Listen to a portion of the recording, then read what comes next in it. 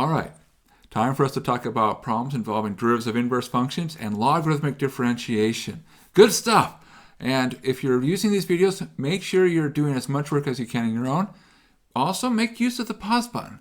And so you can get along with the problem and say, aha, I see what to do. Let me try it on my own first. Because the more that you do, the faster that you'll learn.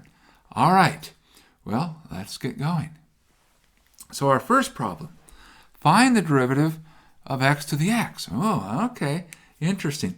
Now, if we think about x to the x, what do we have? We really have x showing up in two places, downstairs and upstairs. Now, here's where it gets interesting. Which is the right x to be using at any given time? Now, what do I mean? Well, if I think of it as, say, the downstairs as being the right x to focus on, what will happen is I say, okay, then what I have is I have the derivative of x to a power. Now, when I'm taking the derivative of x to a power, the rule says you bring the power down. So in this case, this is our power. And so the power comes down, and this would lead us to x times x to 1 less power. So again, this, I'm going to highlight the x, which I think of as the variable. The x, which is not highlighted, is we're thinking of it as like a constant for the time being. Of course, that's the same as saying x to the x. Now, what if I thought of the upstairs part as being the real place where the variable is? So in other words, x raised to the power x. Well, in that case, it's behaving a little bit like e to the x, except it's not e. There's this other symbol down there, which happens to just look the same. It happens to be x. Well, we know how to handle the derivative of any constant to the x. So if we think of the upstairs as our variable, the downstairs as a constant, that derivative would be x to the x times the derivative of what's downstairs, so times natural log of x at the end. Okay, so those would be the answers, and you'll notice they're very different. There's this sort of log x difference.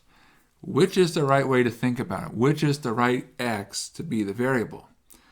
And, well, it's not the downstairs and it's not the upstairs. It's actually both. What? Okay, let's see what the real answer is. Okay, so what do we do?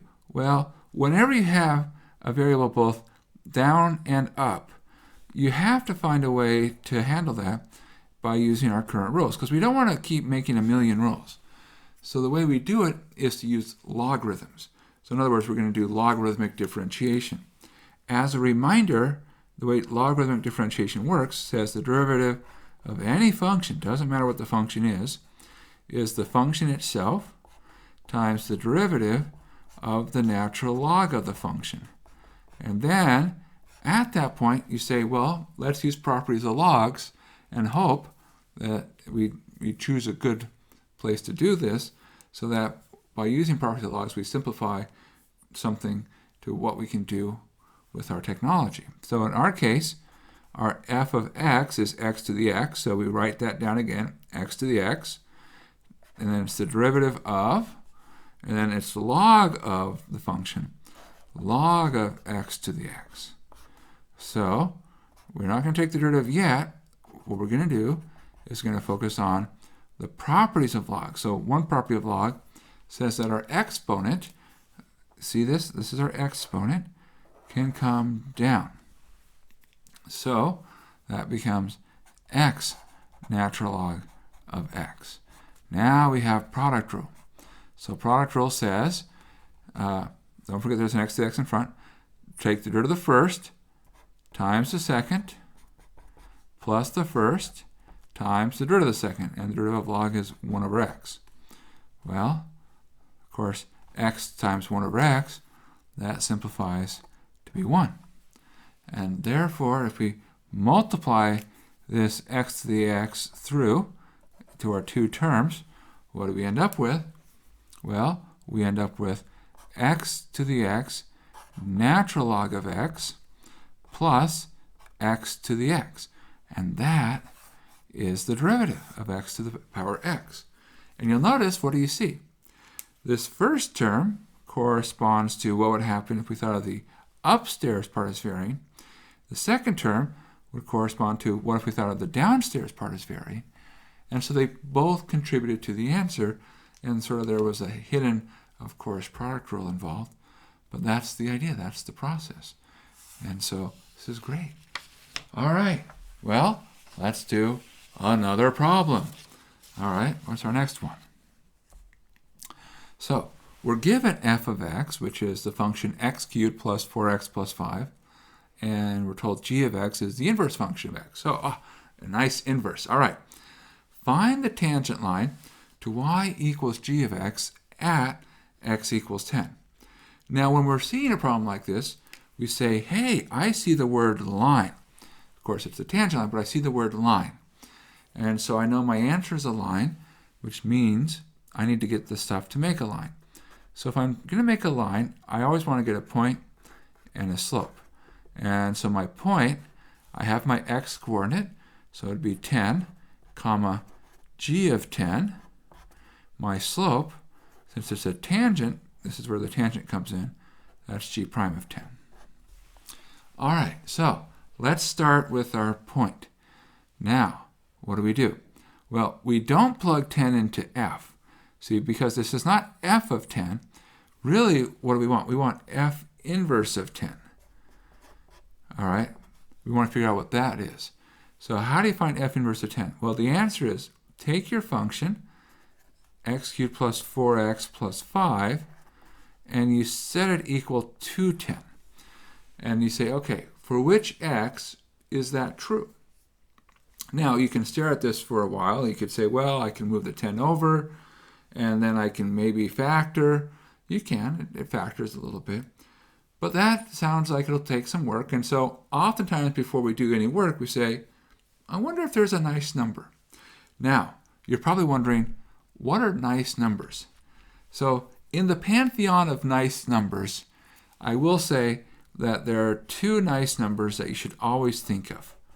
And so here we go. We're going to say that at the very top of the list are 0 and 1, and then everything else goes below 0 and 1.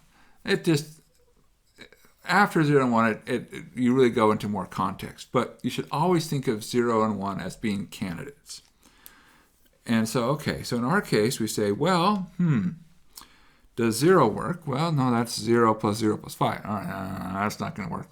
Does 1 work?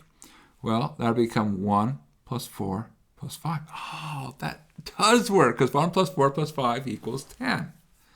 So, by plugging in x equals 1 into my function, my output is 10. Therefore, f inverse of 10 is 1, which means that our point is at 10, comma 1. Good. Progress. Now, what's next? Well, the next thing is to do the slope. So let's talk about that. In general, if I want to talk about g prime of x, well, that's asking about the derivative of f inverse of x. And the rule for taking derivatives of inverses is 1 over f prime of f inverse of x. All right, so that's just the generic rule. Now we say, well, hey, I don't need to know it in general. I need to know it at 10. So g prime of 10 is 1 over f prime of f inverse of 10. Now the good news is we know what f inverse of 10 is. We actually computed it because that's how we got our point. So this is the same as 1 over f prime of 1. So we say, all right, we need to figure out what f prime of 1 is. So we do a little bit of work on the side. F of x, that's x cubed plus 4x plus 5. So f prime of x would be 3x squared plus 4, and the derivative of 5 is 0. Okay, these are easy functions to take derivative of. And f prime of 1, well, 3 plus 4, 7. So we end up with 1/7. All right, there we go. There's our derivative at 10, 1/7. So now we're in great shape because we have our point, we have our slope. We have both the things that we need to make a line. So our line will be, we take y minus our y value, which is 1, is our slope, 1/7, times x minus our x value, which is 10. And that's it. There you go. There's your answer. Mwah! Beautiful. Beautiful.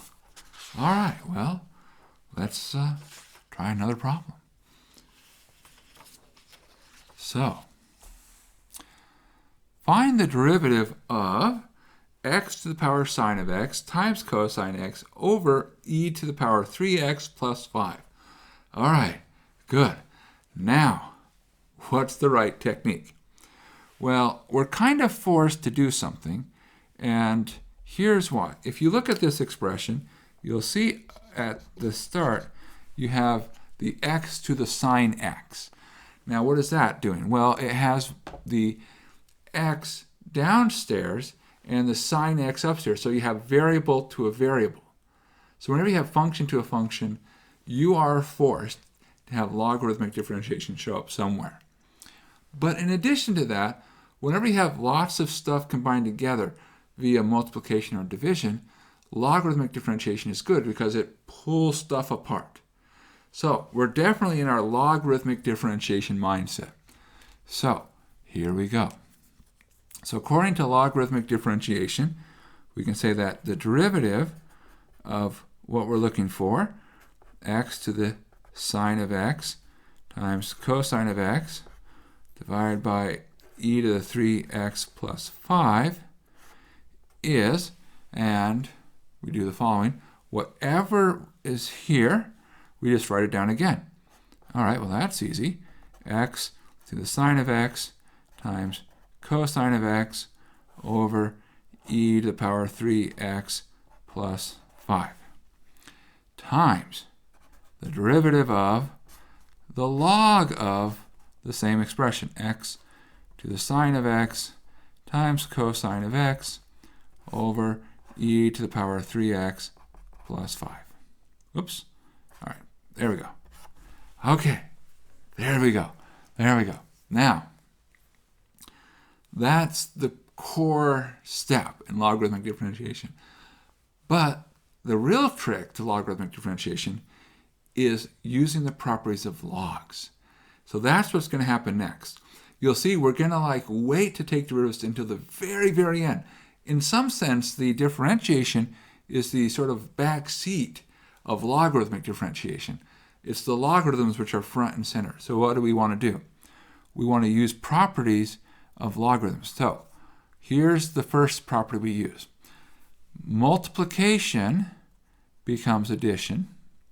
Division becomes subtraction. So this is why we say logarithmic differentiation is great when you have lots of things multiplying together. So we still have this part out front, and we're going to keep going for quite a while. X sine of x, cosine of x, divide that by e to the power 3x plus 5 times the derivative of, and now I'm going to have natural log of x to the sine of x plus natural log of cosine of x. You see, because there's multiplication of these two terms, and therefore we get addition, and then we're going to subtract natural log of e to the 3x plus 5. And that's subtracted because it's downstairs. It's being divided. All right, so pull it apart. Pull your multiplication and division apart. Now, think about bringing things down. So, for instance, in the first term, I have a sine x upstairs. So we will ask ourselves, well, hey, can we pull that down? And we can't, because we can bring exponents down. So we're still not in our take a derivative mode yet. So x, let me write that again, because I need to really emphasize that sine of x is up in the exponent. X sine of x cosine of x over e to the 3x plus 5. Sorry, it gets a little bit messy. You have to keep writing stuff over and over again. Okay, So what happens here, we get, still haven't taken derivative yet. The sine of x comes down. So sine of x, log of x. Here, there's not really anything you can do. Log of cosine of x. Now, here, can we bring that 3x down? Can we? Can we? No, we can't. Now you might say, but it felt so good. You brought the sine x down. Why not go ahead and bring the 3x down? What's the difference? What's the difference? The answer is there's this plus sign here. And that's why you can't do it, because of that plus sign. You see, logarithms do not get along well with addition. So when you have log of, and the inside has a plus sign, logarithm's like, it really can't help you much. It's when you have multiplication or exponentiation, that's when logarithmic differentiation shines. So what do you do with the last term? And the answer is, you just rewrite it. You can't really simplify it. So log of e to the 3x plus 5. Okay, so we've used our logarithms to pull it apart. And now, whereas the original function was very like, lots of stuff, it really crammed together, now it's like, wow, look at all this room. We've all been separated. We all can have our pieces taken individually. Life is good. And it is. So now our final step is taking the derivative. So what do we get? Well, in the front, we still have our function that's been following us all the way through. So x sine of x 2 times by cosine of x. And we're going to divide that by e to the power of 3x. And then there's a plus 5. Okay, times. Now, work through it carefully. First off, there's a product. So we're going to do a product rule. Derivative of sine is cosine of x times log x, so derivative of the first times the second, plus the first sine of x times the derivative of the second, derivative of log of x. Well, the derivative of log of x is 1 over x, so that would be sine x over x. Plus, okay, derivative of log cosine. Now, whenever you're taking derivative of log of something, it's pretty easy. You say, look, whatever the function is on the inside, that goes downstairs, and then put the derivative of that upstairs. Because think of it as the chain rule. The derivative of log is the 1 over. So chain rule says 1 over whatever's inside times the derivative of what's inside. So 1 over cosine times the derivative of cosine, which is negative sine. So this minus here comes from the fact that the derivative of cosine is negative sine. You could also think of it as a plus a minus sine x if you're not comfortable with that. All right, now the last term, minus, and again, same principle. Divide by the inside, e to the 3x plus 5, and then put the derivative of the inside upstairs. Well, the derivative of e to the 3x, chain rule, that's 3e to the 3x, and the derivative of plus 5 is 0. Now, we're done. That's it. That's the derivative. We could, if we were in the mood, I don't think we need to, but we could have done one thing. It's a small thing. I'm not going to require it because, well, I'm doing the problem, right? I wrote it. I can do what I want. We could have said, hey, this piece, we could have written that as just minus tangent of x. So if you were in the mood to do that, that's perfectly fine. If you weren't in the mood, I'd be okay with the answer that I've boxed here. All right, good. Well, let's do another problem. All right. So, we're given f of x, which is g inverse of h of x. And we're told f prime of 2 equals 5. And then we have some information. And in particular, we have all this beautiful information down here. And our goal is, what is h prime of 2? All right. Well, interesting. Let's think about this. Okay, so how can we figure this out? Well, I would say that probably there's a big clue here in that we're told f prime of 2 equals 5. So I think we need to use that piece of information. So I need to figure out how can I use the fact that f prime of 2 equals 5? Well, that involves f prime of 2. First step should be, what is f prime of x? So let's sort of dig into that. So f prime of x. So that's really asking the question, what's the derivative of g inverse of h of x? Now notice what do we have here? We have a function h of x inside of another function, g inverse. Now, we apply the chain rule, and this we got to work through carefully, right? So, according to the chain rule, I take the derivative of the outside. Now, that says, what's the derivative of g inverse of x? That would be 1 over g prime of g inverse of something, right? So I'm just saying, what's the derivative of g inverse? The derivative of g inverse is 1 over g prime, g inverse of the something. Usually we put x here. But what are we putting here? It's not x. What goes here is what's on the inside. See, our inside is h of x. So that's what would go into here. So g prime, g inverse of h of x. All right, good. So we have a little piece of information.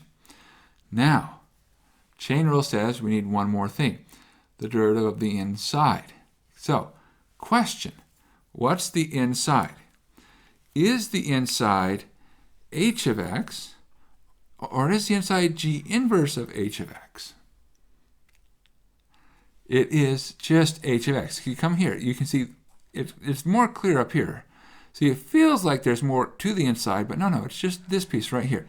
This is what's the inside. So we're going to multiply by the derivative of h of x, which is h prime of x. All right, so this is h prime of x. So now let's plug in what we know. We know what f prime of 2 is. F prime of 2 equals 5. That's what was given to us. So we can say that 5 is equal to f prime of 2.